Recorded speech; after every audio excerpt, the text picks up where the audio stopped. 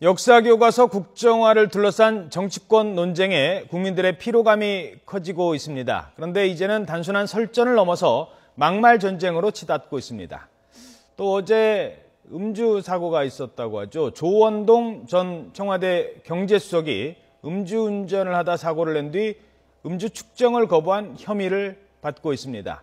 정치권 소식 짚어보도록 하겠습니다. 최창렬 용인대 교수 자리에 앉겠습니다. 안녕하십니까? 안녕하세요. 예. 자, 먼저 교과서 문제인데요. 새정치연합 문재인 대표가 사회적 논의기구를 구성하자라고 했는데 새정치연합에서 제안하자마자 바로 거절을 했어요. 예. 일단 왜 사회적 논의기구를 제안을 했는지 설명을 좀 해주시죠. 두 가지가 있는 것 같아요. 일단은 현재 야당이 계속 이제 국정화를 반대하고 있고 여권은 어쨌든 이제 다음 달 5일날 확정고시를 앞두고 있습니다. 그래서 예. 국정화라는 것이 입법사항이 아니잖아요. 예. 이건 정부가 확정고시하면 그대로 진행될 수밖에 없는 상황이고, 이런 상황 속에서 좀 시간을 벌겠다라는 야당의 생각도 있는 것 같고, 어쨌든 간에 지금 워낙 두 달리는 마주보는 기차 같은 게임, 이른바 치킨 게임 같은 양상 아닙니까? 지금 현재. 그리고 이른바 국론이라는 것도 많이 분열되어 있는 것 같고, 시민사회의 보수와 진보의 양 진영 논리로 가는 것 같고 말이죠. 이런 상황 속에서 일단 좀 절차적으로 논의와 좀 토론을 하자라는 제안을 한 거죠. 당위적으로 저는 의미가 있다고 봅니다. 했는데 왜 또 반대를 했을까요? 근데 이제 정부나 여당 그리고 이른바 여권 입장에서는 이미 이제 국정화는 이미 이제 시위를 떠난 화살 같은 상황이죠. 그래서 예. 이거는 이제 사회적 논의기구에 맡길 일이 아니다라는 게 기본적으로 여권의 생각이고, 또 하나 여기서 보다 더 핵심적이고 본질적인 문제가 박근혜 대통령이 시정연설에서 역사교육의 정상화라고 얘기하지 않았습니까? 국정화를 넘는 정상화다. 예. 그러니까 어떻게 보면 지금까지 역사교육은 비정상이다라는 얘기라서 역사교육의 국정화, 역사교과서 국정화라는 말보다는 더 한층 더 수위가 높은 얘기라고 생각하거든요. 이런 상황 속에서 여권은 사회적 논의기구를 받아들일 수 없는 상황이죠. 그래서 일단 거부를 한 게 아니야 이렇게 보여집니다. 예. 근데 이 문제를 바라보는 국민들의 시선은요, 조금 따가운 게 사실입니다. 지금 교과서 갖고 싸울 때냐라고 그렇죠. 생각하시는 분들이 많은 게 사실이에요. 그렇죠. 이거 빨리 풀어야 되고 빨리 넘어가고 국정이든 거민정이든 결론을 빨리 지어야 되지 않겠습니까? 이거 계속 이렇게 정치권에서 너무 끌어가는 거 아닌가요? 근데 이 부분은 그렇게 쉽게 결론이 날 것 같지 않아요. 이게 예. 입법사항이 아니라서 다음 달 5일날 확정고시라면 진행된다고 제가 말씀드렸습니다만, 야당은 이 부분에 대해서 계속 이제 문제를 제기할 거고요. 또 시민사회에서 워낙 국정화에 대한 반대 여론이 높은 것도 또한 사실입니다. 문제는 이런 거죠. 확정고시를 해서 입법사항이 아니라서 그대로 진행된다 하더라도 향후 여론의 추이를 봐야 되겠죠. 여론의 추이가 워낙 국정화에 대한 반대 여론이 높다면 여권에서도 계속 강행하기는 어렵지 않겠냐 생각을 합니다. 예. 이게 아무리 절차적으로 하자가 없다 하더라도요. 예. 그래서 일단 대여론전을 여야가 펼치는 것 같은데, 제가 하나 지적하고 싶은 건요. 지금 우리 앵커께서 지적하신 바와 좀 생뚱맞은 면이 좀 있어요. 역사교과서 문제는 재작년에도 문제가 됐었고, 교학사 교과서 문제가 한창 문제가 됐지 않았습니까? 그렇죠. 근데 지금 이제 대통령께서 이 교과서 문제를 꺼내셨어요. 그런 다음에 이게 완전히 여권은 이제 한 목소리를 내고 있는 거잖아요. 그전에는 여권은 공천 룰에 관련돼가지고 김무성 대표와 새누리당의 김무성 대표와 청와대가 좀 대립하는 면이 있었고, 야당은 야당대로 또 여러 가지 내용이 있었는데, 어쨌든 이 문제를 가지고 야당은 야당대로 결집을 하고 있고, 여당도 한 몫을 내고 있고, 이러다 보니까 일종의 추론이긴 합니다만, 우리가 항상 지적하는 포괄적인 의미에서 지적하는 여야의 적대적 공생 아니냐, 이 부분이. 이 국정화를 가지고 이렇게 싸울 일은 정말 아니거든요. 국정화가 안 돼서 대한민국이 국론이 분열됐다? 전 거기 동의하기 어렵습니다. 그리고 또한 야당이 지적하는 것처럼 그렇게 친일과 독재를 미화하기 위해서 국정화를 한다는 것도 논리의 비약이에요. 그러니까 양 진영이 너무 논리를 넘는 얘기를 하고 있다는. 그래서 아까 말씀하신 바와 같이 국민들이 이미 피곤감을 느끼기 시작했죠. 그리고 야당도 너무 친일과 독재로 미화하려 한다는 것도 논리를 좀 뛰어넘는 거거든요. 예.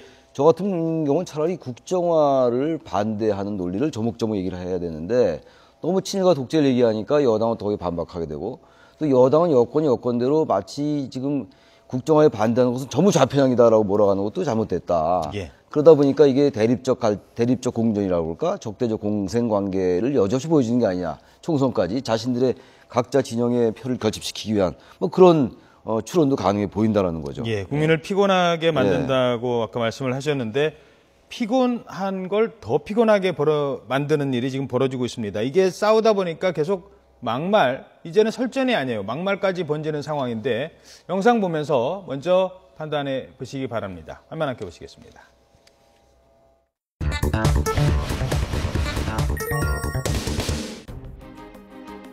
언젠가는 적화 통일이 될 것이고 북한 체제로 통일이 될 것이고 그들의 세상이 되게 됐을 때에 바로 남한 내에서 우리 자라는 어린이들에게 미리 그런 교육을 시키겠다는 아직 국정교과서가 집필도 안 됐는데 무슨 친일이하고 독재미하고 그렇게 말하느냐. 인지 된장인지 먹어봐야 알겠습니까? 이젠 무속인이니 인지 된장이니 하는 거친 막말로 대통령을 모독하는 언행까지 서심없이 하고 있습니다.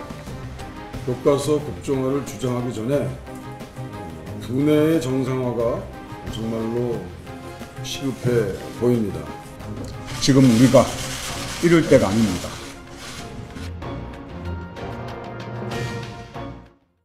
네, 이 정치 혐오증이거든요. 어제 뭐 저희도 전해드렸지만 재보선 보궐 투표율 20%. 나왔죠. 지금 어느 상황인지 아직 잘 모르시는 것 아니 것 근데 같아요. 제가 아까 뭐 양쪽에서 마주 달리는 기차와 같다, 치킨 게임이다라는 말씀을 드렸는데 뭐 여당, 야당, 여권, 야당 이렇게 뭐 각자의 생각이 있을 수가 있어요.